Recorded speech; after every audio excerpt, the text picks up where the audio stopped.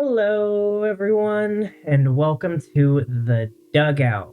We have a bit of a doozy today, but everything's a fucking doozy these days.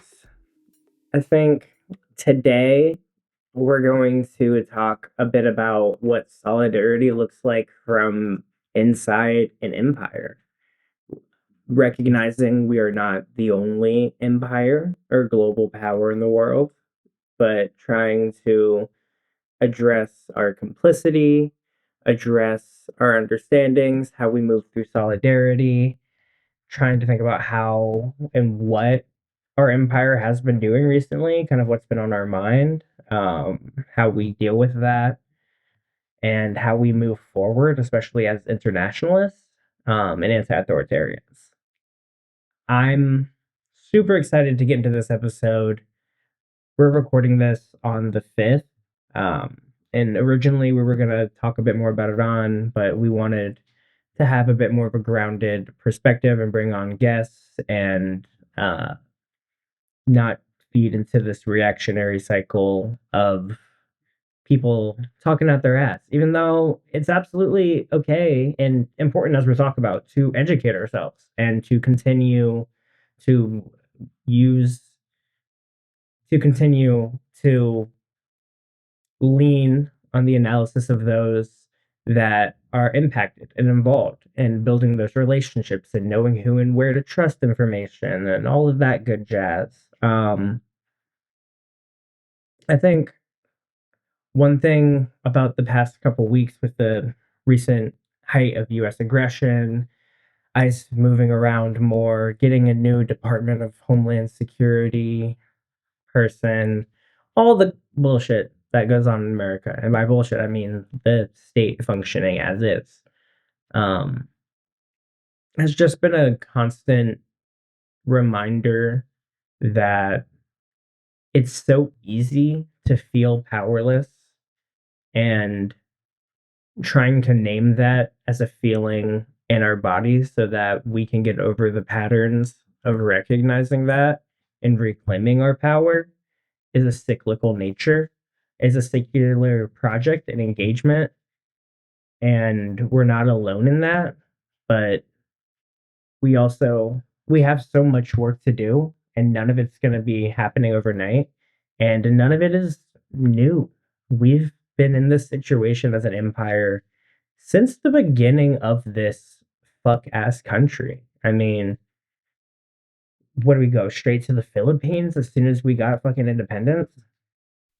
Under this empire is nothing new, and people have been fighting it for generations, and we are never going to have to completely reinvent the wheel. In fact, thinking that you have to reinvent the wheel is some fucked up, I'm gonna recreate the world god complex and daddy complex, as I'm in from Politically Depressed likes to call it, that especially those in the West need to get over, because that's some chauvinism. That's some thinking you're the best or you can do it, or recognizing that your failures or the failures of those around you are new when they are a part of a pattern. And it's hard to see things in the micro, which is why it's so hard and important to zoom out, but also not lose yourself in that and to zoom back in and to be in what some folks call a dialectics with the process. Prince, how are you doing?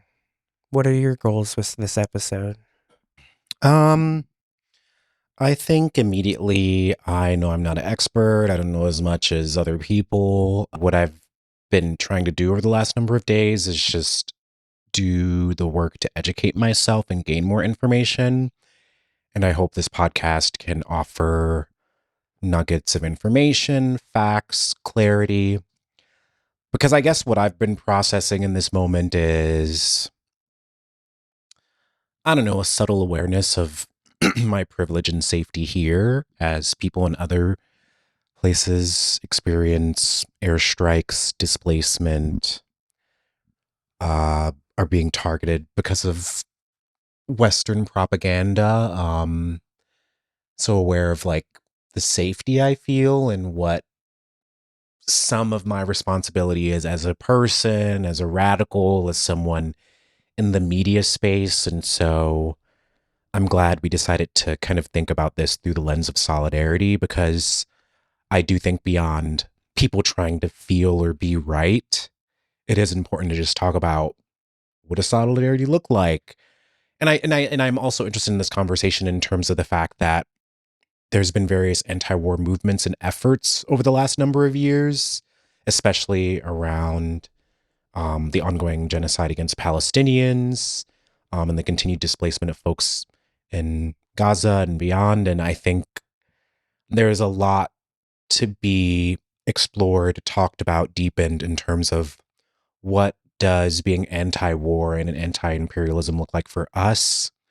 How do we name materially the ways that the empire that we benefit from, and or that subjugates us because we're an internalized colony as Black people? But like, how can we actually name the wrongs and actions of this imperialistic regime?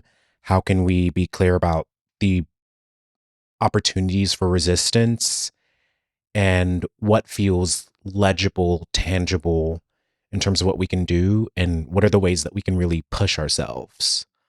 And I don't have all of those answers. I'm curious what we can dig into today, but I do think all of those things are on my mind because we're only at the beginning of a series of militaristic interventions. And a big question I've had is like, what is the point? Like I guess what is the point in terms of like the Republican Party and the alt right or the right elite? Like, I'm like, what is the point of all this? But I guess I'm also I'm thinking about it across levels, because I'm like, what is the point of this here, and then what is the point of this there? Like, is it just to ensue chaos? Is it to I mean, fascism needs violence, war, the industry of it, and that's, men gotta be men. yeah? We gotta recorrect And it's our all throughout the generations. language of like, especially the U.S. Like, these are precise strike. We know exactly who we're targeting, and we're gonna go as hard as we can.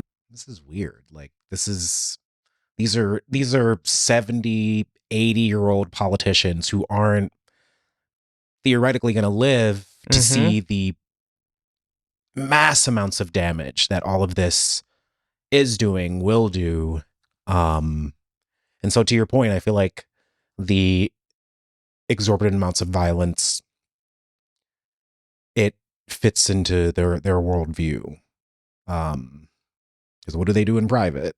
Yeah, because I mean that just reminds me of like fascism as a death cult, and like that Umberto Eco piece, or fascism, and how they see death as just like a tool for purging society and forging a new man, and all like their types of martyrdom, and the life is struggle, and the contempt for life, which we see in the techno-fascists in their AI struggle, and people losing jobs, and people being like having these existential labor moments again, and not being organized enough to protect them. And I think about Israel and the new Jew and their co-optation of the sabra, which I think is like a plant or fruit that's indigenous to Palestine. And yeah, like these notions of rebranding that are also intrinsically tied to individual and systemic violence, I think is like something we're seeing, like individual politicians demanding, I guess, admitting responsibility, and then this collective responsibility. But I mean, do we want to go into just some of the bare bones of what's been happening lately to just give a little bit of context?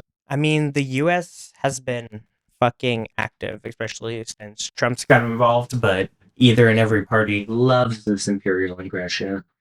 Back in March and May of 2025, the U.S. the naval bombing campaign against the Houthi movement, known as Operation Rough Rider. They always have the worst fucking names. Oh my god. But hundreds of people were killed in the campaign, including civilians. And then also last year, we struck Iran and hit a lot of nuclear facilities and different sites while we were in the middle of negotiating with them as well. We struck an ISIS leader in Iraq. I believe this was also like with coalition with the Iraqi government. And in Syria in December, there was like I think an ISIS militant that shot a Coast Guard, or not a Coast Guard, a fucking U.S. personnel. So we bust back like 100 munitions, 70 targets, and they followed up strikes in the beginning of the month, or beginning of the year as well. And in that same month, we fucking smacked Nigeria, in northwest Nigeria, in cooperation with the Nigerian government, at alleged ISIS sites. Some were hit, but some reports on the ground were they were wildly off. And then earlier last week, we had a large scale escalation in what some folks call the 12-day war, but as our folks over the Fire These Times say, like calling it a 12-day war, they're just not hot right now, but this war is not over. And this is what people feared. Large-scale joint U.S.-Israeli attacks on Iran and the broader region, which has led to retaliation from Iran. They're going into their total war mode. And I think we'll have some more information in the show notes of like what podcast we're listening to, where we're getting information from, and how we are checking our sources. And then you can't forget Venezuela, like capturing fucking Maduro in the middle of the night, or not in the middle of the night, but during a raid. And then all the counter narcotics alleged strikes in the Pacific and Caribbean, at least 37. And we just did some more joint actions with Ecuador. We keep threatening more and more, sending more ground troops into Mexico, even though, fun fact, the U.S. has had bases and special forces operations in Mexico for a very, very, very long time. There's also just so many places that we have our bases are at. We reactivated to do the boat strikes at the naval base in Puerto Rico that folks had organized to get shut down. And I think it's been shut down for 25 years. And now it's back up and running, where they were launching and preparing things for the Venezuela operation. And now what they're doing in Cuba. And yeah, that's just a quick rundown of some of. Yeah, and I think I've been just trying to follow a lot of the numbers. I mean, obviously, there was the airstrike on the school in Iran where like over 150 deaths, at least so far, have been reported. Mass amounts of displacement out of Lebanon, especially in Beirut's like southern suburbs. I've been like very aware and trying to keep up with news about that. 80,000 plus people fleeing their homes, sleeping in the streets, trying to get food, water, getting to somewhere else that's somewhat relatively safe. And yeah, and even reviewing all of this, hearing all of this, the stuff going back into last year, I think about like the explicit things that the U.S. has like said and claimed, like it's not the Monroe Doctrine, it's the Donroe Doctrine. And I think that's another thing about how fascism and imperialism is operating out of the U.S. / other parts of the world right now is what I hear a lot of people reiterating is that it doesn't need to lie anymore. I mean, has it ever really needed to lie? But it's like, it's literally admitting what it wants to do. It's doing it. And it's, I mean, the airstrikes on Iran, it's like, where was the congressional approval?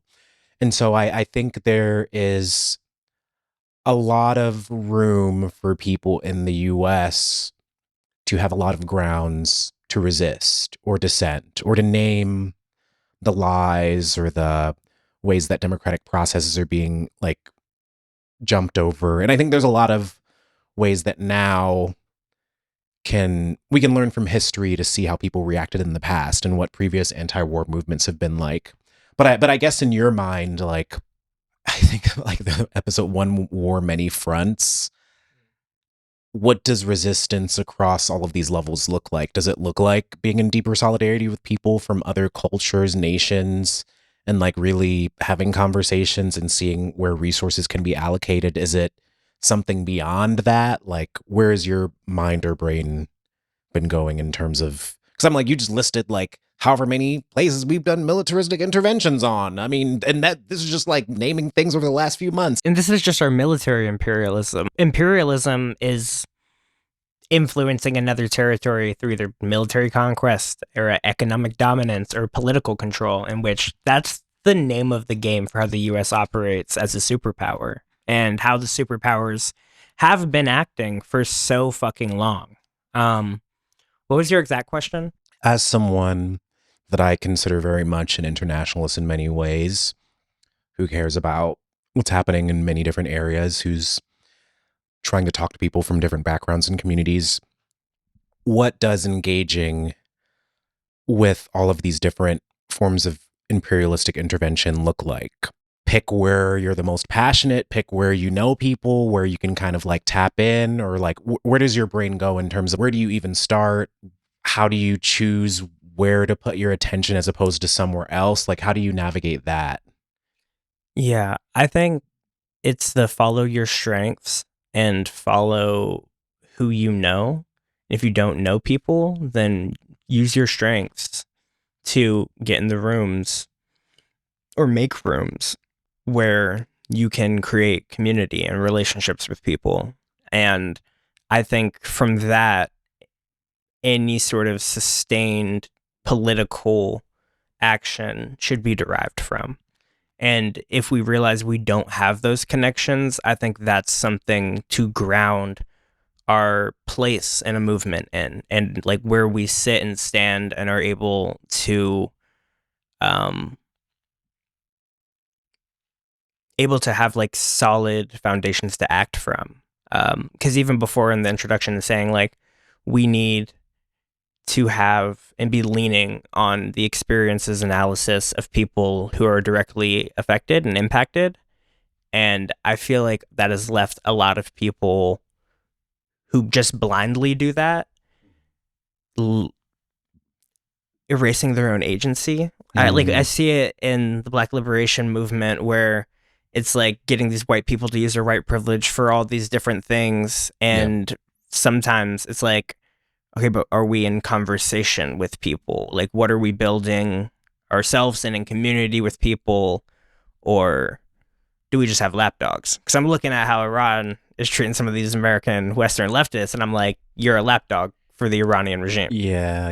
It makes me think about like a lot of the conversations around Iran and the diaspora wars, and how many folks I've seen online or offline kind of talk about the complexity of navigating the diaspora wars as Iranians, and the different ways that people are reacting to this moment. And some people want U.S. intervention. Some people want regime change. Other people want it to be like from the people. Other people just want like the next chapter to be kind of easier, whatever it might look like. And I guess I maybe name that because I think about like the student encampment movements here in the U.S. and how that was so tied to Palestinian liberation. And in my experiences, even in that movement, I realized like, oh, even though I'm here in solidarity, I still need to use my common sense and who I'm engaging with, whose tactics I'm following, why.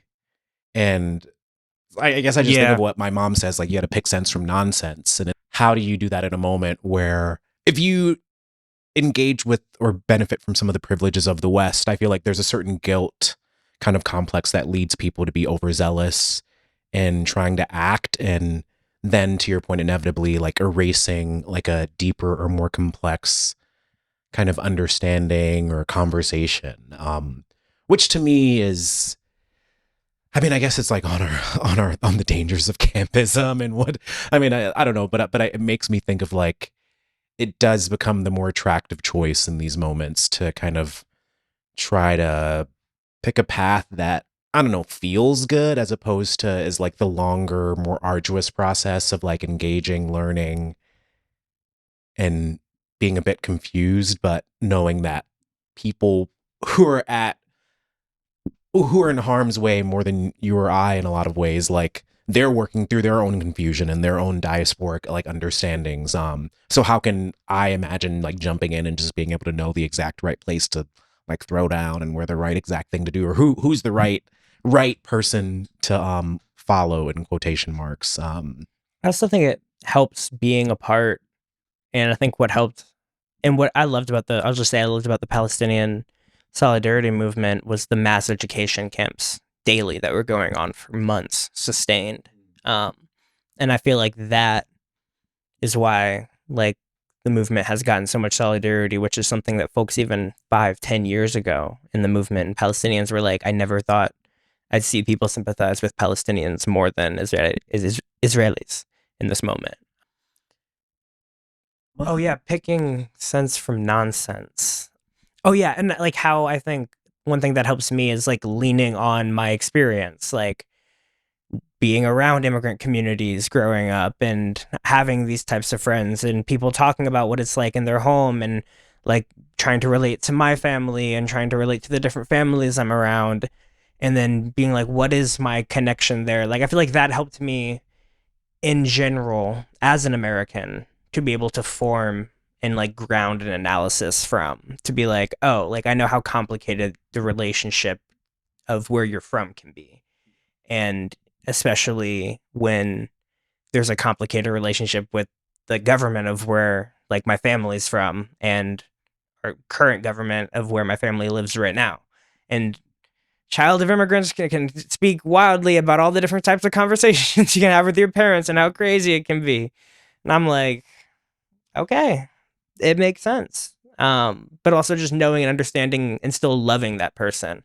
And I feel like that's also something in, I guess I'll say it, something in the West that I think I'm seeing some differences in, at least in how we engage solidarity with other people, but even like with each other inside the US. Because I think about the folks in Ukraine who are fighting against some people that they would much rather, or fighting with people that they'd much rather be fighting if it weren't for Russia's invasion, and coming to the realization and finding unity.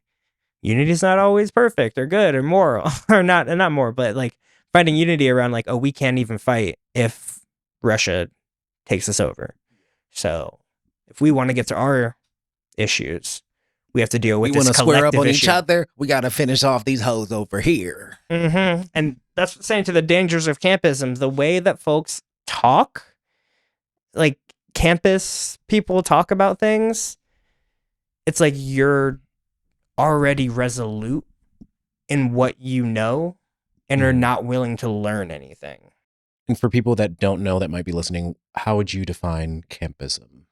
It's evolved over a long time, but I think that the campism I'm talking about now, I'll put an article from the Anarchist Library by Hin Taekao called How Campism Mirrors the Fascist Geopolitics by a Burmese anarchist or a Myanmar anarchist or anarchist from Myanmar.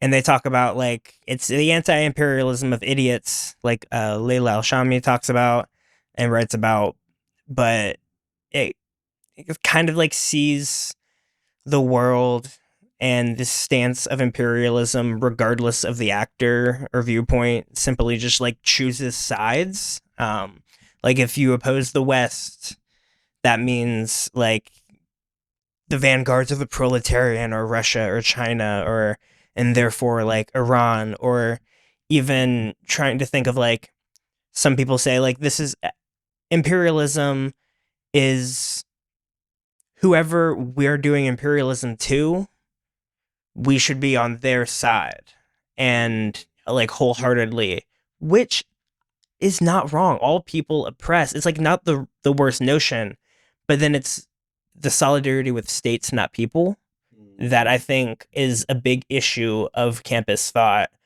that doesn't actually value people. Because I'm like, I don't understand how anyone, like these are people who were pro Assad in Syria and people who were pro fucking, what's it called, or pro Iran and the Iranian Republic. And before that, 10 years ago, before I was online, I guess these people were more willing to be pro Russia. But since the attacks on Ukraine, the campies have taken that down a little bit. And I don't know, it's something I've wanted to talk about for a while, and something I've always framed as just this weird anti-American, anti-imperialism. I feel like you might have a more succinct. How do you view campism or campus? I mean, similar to how you described it, but I think without like looking at my notes and just going off of like how it feels in my brain, I think of it as reducing other nations and people's struggles to solely the stated intentions of the state, or mainly like to the stated intentions of the state. So if another state or regime says they're anti-imperialist or anti-American, you trust them at their word, but you're not distinguishing the complexity, reality, or truth of how that state or regime treats their own people. And you don't have enough of an understanding of it to name their particularities of oppression. Right. And I mean, I think identity and like the divisions of certain aspects of identity politics play in, because it's like, oh, if you're a white American leftist, you might fear being accused of being Islamophobic or whatever else it may be if you criticize another like nation's like state or regime.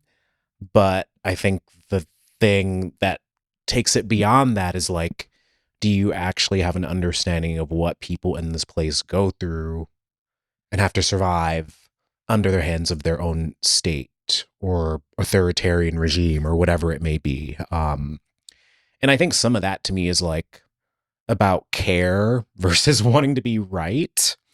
Because I view campism in the camp of when I see it expressed online, especially because I'm like, who do I know in my real life that operates like this? I don't know if I hang out with people that think this or would vocalize this actively. Like I mean, maybe I probably do know people, but I'm like, I've been not, I don't know. And that's what's interesting being in the media space, because so many people like I've been listening to, or it's like they talk about this being navigated in the West online. And even that, like, not to say that it doesn't exist off the internet, but it is interesting that this discourse is operating, at least to me, legibly in this digital space. And I'm like, is this reality? I think it's one of those things like you'd hear it if you walked into like the PS Hell Yeah. fucking house or something like that. Yeah. But if you go to like any regular person and start talking about it, it's like, what is some of the most common phrases across any language? If a politician moves his mouth, they're lying. Yeah. People know this. People, especially, there's so many reasons why people have to flee the countries, because either we're bombing them, we're economically a part of a regime that is manipulating them and trying to do resource extraction, and we're propping up authoritarians in their region. Yeah. And then they come to the US, and it's no longer, I feel like Campus sometimes have this model of like all the Cubans in Florida who came after the revolution. And like they just see every immigrant from a place that's in their camp as just the rich bourgeois who had his 6 houses stolen by the regime that's totally communist, and that's why they're leaving. I'm thinking of Venezuelan specifically, because I'm like, the Ayatollah and Maduro were just as deadly. They did damage. Yeah. Like, I'm not going to try to equalize or compare or do anything like that, but they were 2 authoritarian leaders. Yeah. And there are, like any state, things that they did do and things that they didn't do. People they betrayed and people that they didn't. Yeah. Either way, And what are the people saying? And How are they organizing? And I also think of campism in terms of some of it feels like an allegiance to violence that is recognizable to the person that's preaching campism. It's like, oh, if this nation is anti-American or anti-imperialist, their violence is legible to me because it's their stated intention, versus actually having like a deeper understanding of what that nation state internalized militias beyond actually do. And so I guess I think about it in that way. I mean, maybe I name it in that way because I'm thinking of the tech elite and the whole TESCREAL acronym. And if I'm thinking of that economic, like tech faction of the world, it's like, it's this dedication to the end goal as opposed to what people have to experience in order to get there. And how that to me feels like a very seemingly individualistic approach to understanding what people actually live through on a politicized level, which I think is really important. And I just want to read like a bit of one particular text that I found that's from Anti-Capitalist Resistance. And this is titled Iran, Campism, and the Erasure of Theocracy. And there's just like a section in here that I think kind of talks about campism pretty well. This is campism section, and it reads, I think we need to be honest. This is campism, choosing geopolitical alignment over class struggle.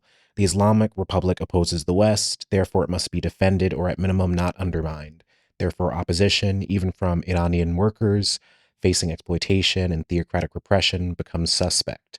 Better to maintain the existing state, however repressive, than risk replacement by something more aligned with Western interests. This abandons working class liberation. It subordinates the Iranian proletariat struggle to strategic calculations. It treats theocratic oppression as acceptable collateral damage. However, it does require systemic evasion of religion, evasion of gender, evasion of the clerical bourgeois interest, evasion of workers' agency and genuine grievances, all dissolved into sanctions causing everything, protests serve imperialism, wait for better conditions. And so that's one like version of it. And I do find it, a lot of people are talking about it, but I don't know if I've talked to anyone in my actual life about campism other than like you, or I don't know. But I guess it's also like maybe that's a part of what I'm navigating now. It's like I feel like I maybe got more acclimated to it by having like trying to actively listen to more internationalist, anti-authoritarian media and being like, what are the problems people are dealing with? Mhm. And I think one thing that blew my mind was like there were campists in the Assad regime when he gassed civilians denying it. I'm like, anything that will have you on the side of war crimes denial and genocide denial consistently it's a problem. What is this? And I don't know that how is this happening? Or people sees people protesting like the Iranian protests, and they're like, this is all CIA operated. This is the Mossad. And it's like, of course the Mossad's there. But you know what else is there? People living under an authoritarian regime for going on 50 years now, and before them with the Shah. Like, same with Maduro. There's no way they're going to get accountability now. There's like, what's his name? The Ayatollah, he wanted to die a martyr. He was saying that shit forever. I remember listening to that on the Fire This Time podcast before, and I remember because he was dying of cancer, and he was like, if only they would martyr me, what that would do for me. One thing I think of is how campism leans into, I mean, I don't want to say accelerationalist, but it's almost this desire for like global balance or geopolitical balance. So it's like, oh, if I support these nations or regimes that are in the axis of resistance or claim they're anti-imperialist or they're anti-American, then that'll shift the scales. And that is for a greater good, which is kind of like what I was trying to name earlier, where instead of it actually being about the longer, arduous process of understanding people's struggles and like naming it. And I'm even thinking of like our interview with Payman, and him talking about the Turkmen Shodas and how, yeah, it's like when we do less work to understand the complexities of what resistance looks like in other places, it then becomes easier to align ourselves with the narratives of the state or the narratives of like who gets to write history, which is I think something that Payman like kind of named a lot. And then that becomes like the question of like, how do you engage with or understand what grassroots movements are like engaging with, doing, going through. And that's where maybe if we're naming some of the things that could really be important in terms of solidarity is like being able to recognize propaganda, being able to understand where it comes from, and having processes of knowing where you can find more true or verifiable like accounts or information, which I feel like is something that you're very committed to, or I've seen you like be clear on. But like, I guess how do you approach that in terms of like solidarity and I think some of that is obviously like being in community with people and being able to talk to people directly who are experiencing things, but how do you work through like the propaganda of it all and getting to a clear place? I feel like a lot of it is like context and trying to read history, it's like I don't know everything, but I've read enough history, and I feel like being able to see the patterns and how states move to use their power, especially over the citizenry. And I mean, I'm a propagandist. I know propaganda when I see it. I feel like it's a big point, and also like destigmatizing propaganda and knowing like almost everything in this world is biased. Every journalist, every author, every writer, and it's analyzing and naming that bias is like one of the first things of reading things. Like I love to read too, so it's like I don't. I think something we were talking about earlier. I don't agree with every text I read, but I want to know, like, a part of understanding the text is, to me, understanding the context in which it came from and the biases that I can see, address, and maybe think that the author was putting it on purpose or wasn't, and trying to always read between the lines and be curious and have the questions. I feel like that's been a streamline through all of the people that we've interviewed and talked to and friends of mine is just like staying curious and not just taking things because they're convenient to you, and being able to sit in complexities. I think is really important. I feel like one thing that campists say that they are doing is principled solidarity, which like they always think that they're principled. And I know I'm like, what the fuck does that? What is And that's to me, it makes me guess their question. Principled solidarity. I'm even trying to principled solidarity. So you do solidarity, but it's within the boundaries of your particular principles. Yes, but I'm like, isn't that just human nature? Like, why name it and then mutilate it into something that's like self-serving? It's giving chauvinist. Principled solidarity. Isn't that what solidarity should be principled anyway? Exactly. And I think it's more of like a critique of being like when you did the post about campism, people were like, this is immaterial. This is not principled. And this is such a way that I think authoritarian communists talk, and it's why they're so it's annoying. Not principled.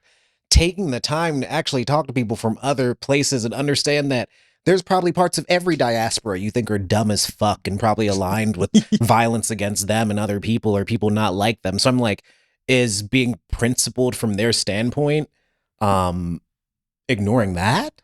You know what I mean? Not to call other people dumb, but you know what I mean? Like, no, yeah. Every diaspora has some fuckery in it. We're just not supposed to level with that at all. Yeah. And then trust the intentions of regimes and states. Like that to me is, I guess when I hear that, of course anyone can be a campist. Do people that are arguing this, do they understand what it's like to be a colonized people? Or I guess because that's where I struggle as a Black American, as someone from an immigrant family, arguing that version of principled solidarity just doesn't make sense to me. Why wouldn't you want to trust or try to trust people as opposed to what a state claims its intentions to be? Why is the U.S.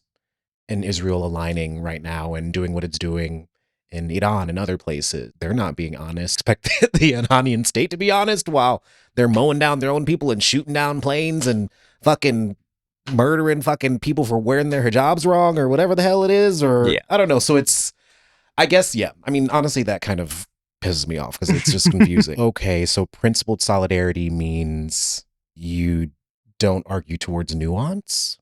Yeah. Yeah, it seems to be. And that's the thing of like, it's so chauvinist to me because they think they're right. Their principle is the right way. And it just makes me question their fucking principles. Which is why I wanted to ask you, like, what are some principles that you hold true when engaging in solidarity? And I also hate the term engaging in solidarity because it's like not something that we turn off and on. But yeah. As you live a solidaritous or whatever a solidarious life, a life filled with solidarity.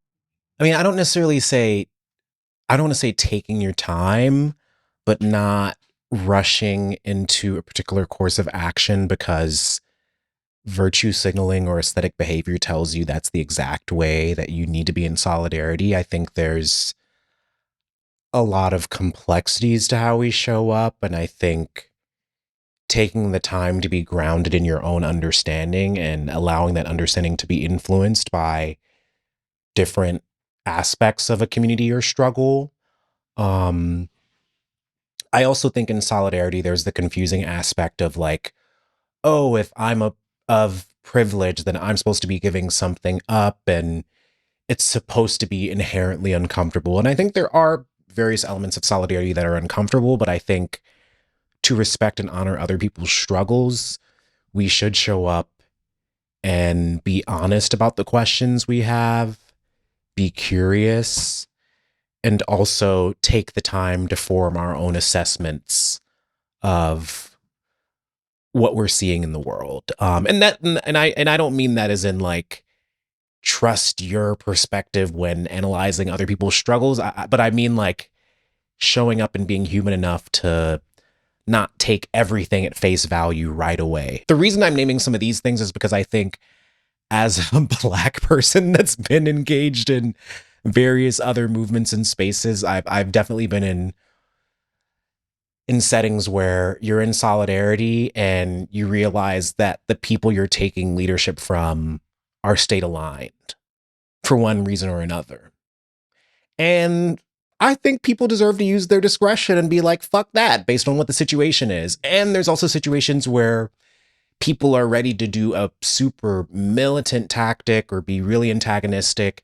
And it's because they're fucking pissed off and it's their struggle. And maybe I'm afraid and I need to hype myself up to get there. And that's leaving my comfort zone in another particular way. And so I guess what I'm trying to name is being open, being curious, using your discernment, a more fair and honest and empathetic way of being in solidarity, as opposed to being a lapdog or as opposed to just aligning with a certain kind of identity politics. Like, I think solidarity is both about leaving your comfort zone, using your privilege, but also not walking in and being a mindless goober and just being told what to do. Like, you should be told what to do, but you also should use your own judgment. And I feel like that to me is like, that's the part about it that is you're humanizing both yourself and the struggle you're engaging in, and you're bringing respect to the table. Because I do think blind allegiance to me almost feels disrespectful as someone that's been in movements where people have tried to be in solidarity with me, and it's like you're not even looking at me, you're looking at what you think this struggle or what my identity or placement is. And when I try to be or engage with other struggles, I want to humanize them, and that involves openness, curiosity, honesty, a healthy amount of cynicism to some degree, depending on what the situation is. Because of course, I've been in situations of solidarity where I'm like, damn, they put my ass in danger, but I guess it's all right for them. And that's what I mean when I say discernment. And so and actually knowing what critical solidarity means, and it means actually critiquing who you're with and having structures of critique. Like in Rojava, they have Techmill, which grew out of like Maoist practices of organizing in the region, and always being able to critique yourself and all the people around you and not take it as personal insult. And I think a part of building that critique culture is in that conversation, culture is a big part of having like movement accountability and buy-in and engagement, because then we can actually learn. Because what's an action without a debrief? How do you fight demobilization in times like these? Because it really does feel like it's because, I mean, a lot of, like, we're in Ohio, so there's not that many protests. PSL is going to throw out a mobilization, a march or something the day something happens. But how do you fight the demobilization of being like, oh, I don't want to go to that, or everyone online's talking about this, or... I think about what does it look like or feel like on an individual or in the body level. So like sometimes overwhelm is a sign that you do need to take a breather, have a moment, process. And so I think it's important to name that. I think in terms of in like being an individual and then being an interpersonal relation to people and in community, I think to go to work against it, in the least you talk about it, you bring it up as a point of conversation, you try to hold space for other people to talk about it, you search for spaces where people are talking about it. Like sometimes overwhelm for me is like, I'm feeling so much and I have no fucking clue what to do with this. And it's creating a sense of doom when for me, that usually shifts if I'm listening to people from that particular struggle or diaspora. I'm learning new information. I'm getting context that puts it into a larger kind of timeline where what's happening right now isn't totally paralyzing. It's both the byproduct of a past that we all are capable of understanding, and also it's a part of a trajectory of what will be happening moving forward. So there's also the potential to understand what's happening now, to begin to figure out how to help other people around you to work with what's next. And so I think about it in those ways. And for me, overwhelm is like emotion without direction or emotion without a means of processing. And sometimes you can't figure out exactly how to process it, but I do think there are tools that we can find. About like the taking the time part, because I feel like this is what gets organizations or people who don't have like a way to hold themselves or the group accountable, is that something bad will happen and then it'll halt everything the organization is doing, because there's a fear that stopping what we're doing and addressing the harm or the extreme emotions will make us less effective, when in reality it will make us more effective. Yeah. Oh, it's a distraction. And your own emotions are not a distraction. I remember one time in Seattle, some of my friends ended up in a car chase and I was mad because they didn't tell me. And then I got cussed out in the chat and they were like, we can't talk about this right now. It's too much. We got work to do. And then I just got ghosted for like 3 months. And I'm like, well, I guess there's work to do. And you can just throw someone out of your social space. I guess I just think of like the clearest examples of it to me when I think about like the first time Trump won or the second time Trump won or all of the ICE stuff that has been happening in Central Ohio. In December, I think of each of those periods where I was able to see and recognize overwhelm in other people.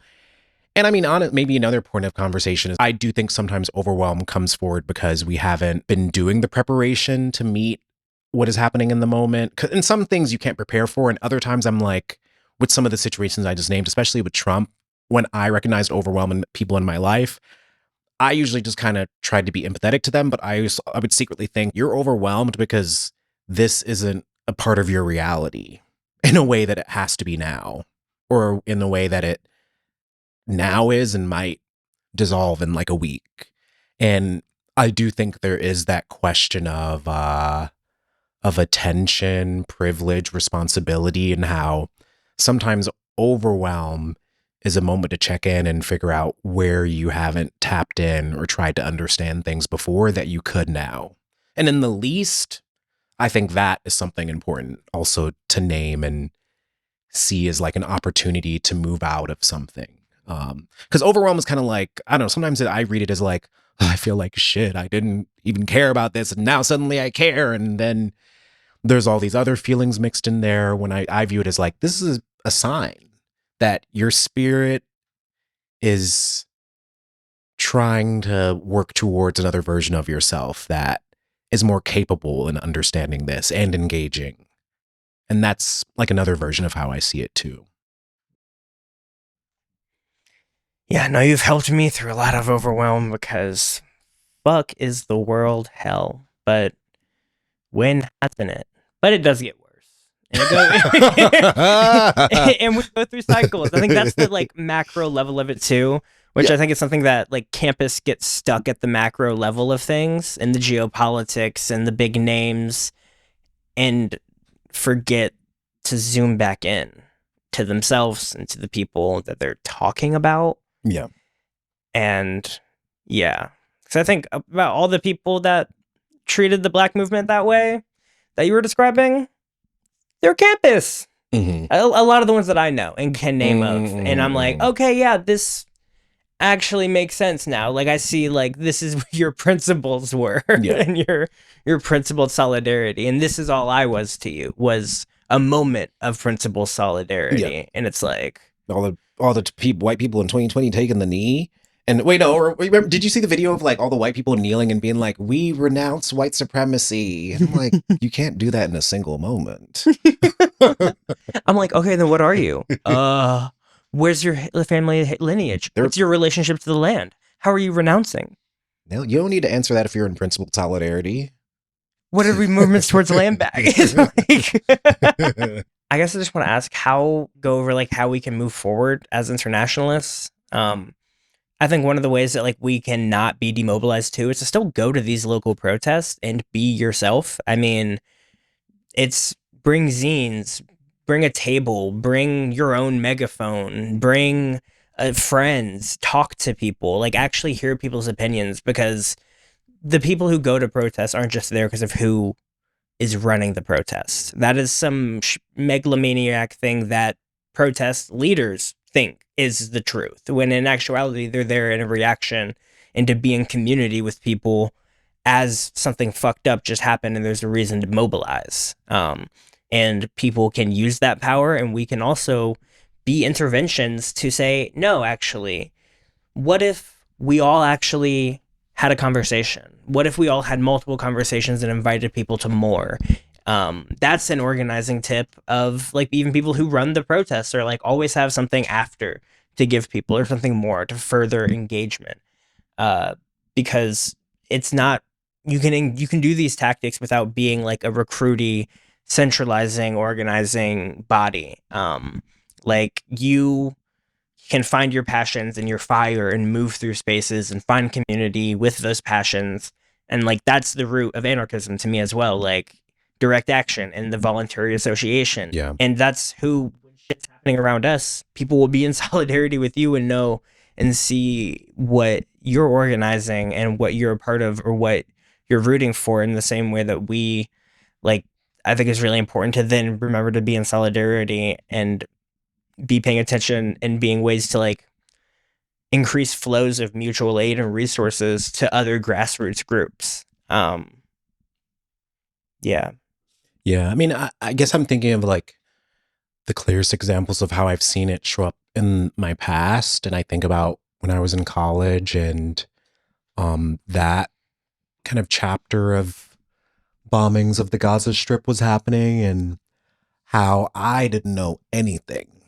And the clearest images in my mind of people showing up and caring and holding space was I had friends that I was in student senate with. They cared a lot. They hosted weekly communal dinners and they'd invite their friends who were also international students to just come and talk to them / other people that were willing to like engage, ask questions.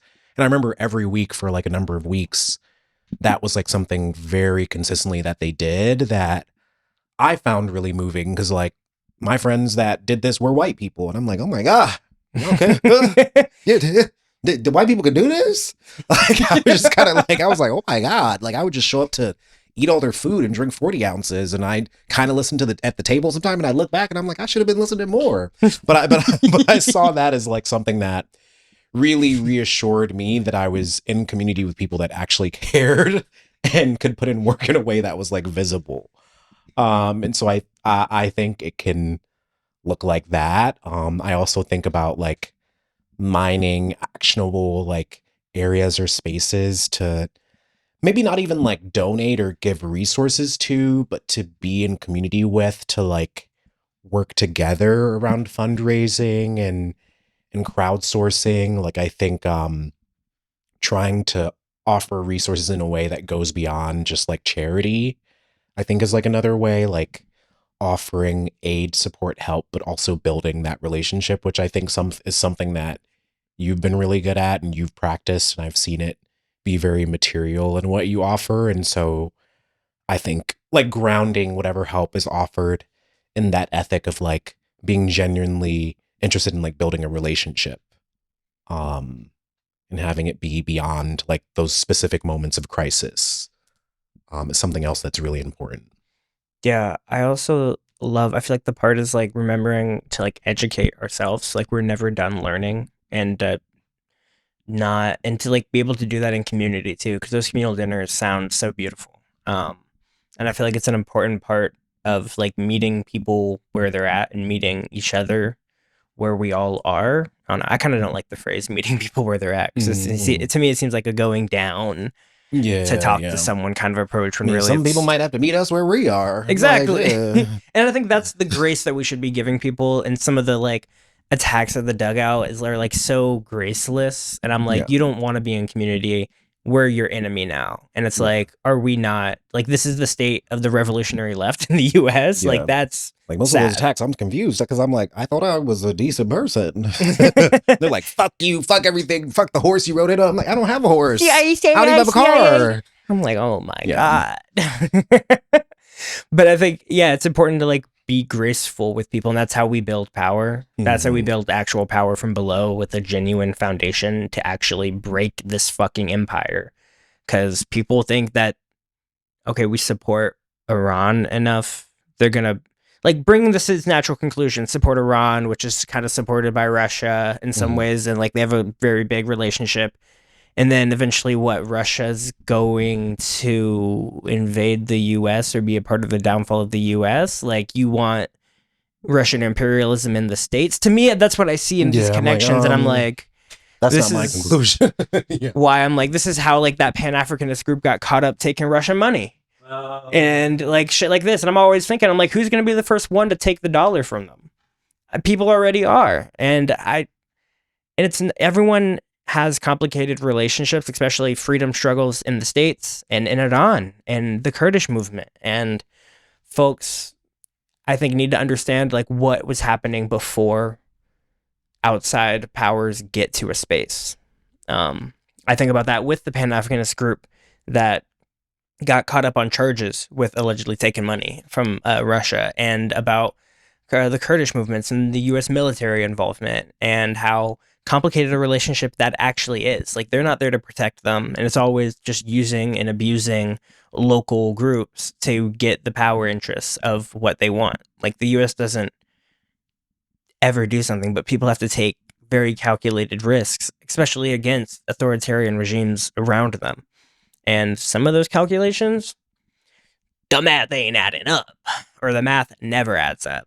But I think being in conversation is the only way that you can have genuine critiques, and have genuine conversations. Because it's not you're just yelling to yourself in the void or to a bunch of other people who are yes men and you're cycling each other in a group.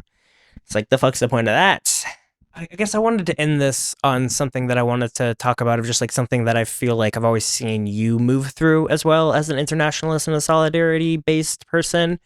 Is, can you let us know, or how do you feel like your experience as a traveler and like a worldly person who spent time all across the globe, and how you engage with people has helped inform some of how you move through engaging with international politics? Especially being Black. I mean, I've been to plenty of parts of the world where people will say the most ignorant, racist shit to you, and it's because they think it's chill, it's cool, they love Black people, whatever. And I've usually learned I'm allowed to use my discretion in understanding how people in other places, other regions who are going through egregious conditions or human rights violations that I can imagine or haven't experienced, I can hold the complexity of what they're going through, and also like a singular understanding that there are ways that they can misunderstand my reality. And I think understanding that that can happen to me makes me that much more aware that if I'm not careful, I can do the same thing to other people. I also think growing up and being a little kid and visiting Jamaica and seeing like economic difference and trying to measure the privilege I had versus what people didn't have there. And then also like the complexities of like how my family related to Jamaica. It taught me, like, to your point earlier, like, I think having respect for any people is spending enough time to have your own understanding of their diasporic differences and taking the care to listen to people, to understand them, to ask questions. Like, for me, it's about taking the time. And It's inconvenient, it's uncomfortable, depending on your positionality. You might feel wronged or misunderstood, but taking that time, I think, is what really makes it real as opposed to theoretical or intellectual. And so I do think there is a difference between like theoretical solidarity, intellectual solidarity, versus like one that's more material and is social or socio-political. Yeah, because I do think navigating that space where we misunderstand each other is kind of like one of the key phases of engaging. And maybe you need to do the work to not misunderstand someone else, or you need to be open and forthright, or you need to hold space while someone's misunderstanding you, or you're both misunderstanding each other. But I think taking the time to understand all of the differences and what these processes of being in solidarity with each other and understanding each other looks like, that's how you earn it, and it isn't just something that you made up and suddenly you're right. If I think about like Palestinian liberation, it's not like I've been the most committed, but I'm like, if I look at the past 10 years and the different ways that I've tapped in and tried to learn and understand, I can say over time, my understanding of how I relate to the Palestinian diaspora and their own struggle for liberation, it's deepened, it's shifted, it's changed. I found new language, as opposed to it being like when I was in college and I was like, well, Palestinians don't have bomb shelters and people in Israel do. So that's like a power difference. And that was the way I was able to name it then, versus like 2020 versus like the past couple years. And I think that has been time and different levels of commitment. And that to me is way more important than wanting to be fucking right. Like, I think that's what's annoying about the internet and all this other stuff and the discourse and that, like, it's campism is definitely a real like ideological process, but I'm like, I'd rather take the time and be confused and really get to know people or a struggle than feel the need to jump in and be right or to be precise right away. And that's a grace I want to offer myself consciously, and it's a grace I'd want to offer other people if they're trying to do the work to understand me and my struggle.